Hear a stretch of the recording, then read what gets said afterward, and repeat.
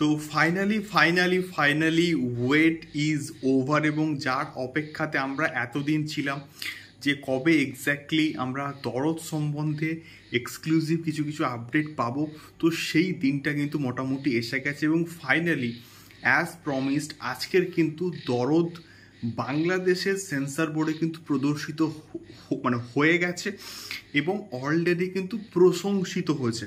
এবং এটা অনন্য মামুন ভাই তার অফিসিয়াল ফেসবুক পেজে কিন্তু নিজে কিছুক্ষণ আগে পোস্ট করে কিন্তু আমাদেরকে জানিয়ে দিয়েছেন, এবং এটা শুনে আমি প্রচণ্ড কিন্তু খুশি হয়েছি, প্রচণ্ড হ্যাপি, প্রচণ্ড কিন্তু খুশি।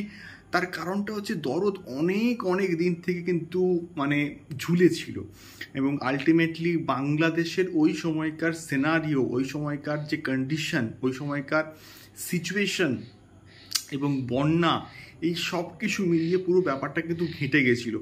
তো ফাইনালি বাংলাদেশ এখন সুস্থ আছে, এবং সেই জন্যই কিন্তু দরদ আজকের প্রদর্শিত হয়েছে এবং প্রশংসিত হয়েছে।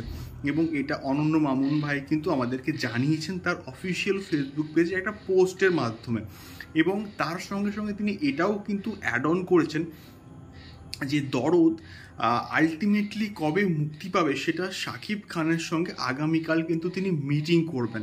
মিটিং করার পরে কিন্তু তিনি এক্সক্লুসিভলি হয়তো কাল বা পরশু তিনি কিন্তু অফিসিয়াল অ্যানাউন্সমেন্ট একটা করে দেবেন যে দরদ এক্স্যাক্টলি কবে মুক্তি পাচ্ছে।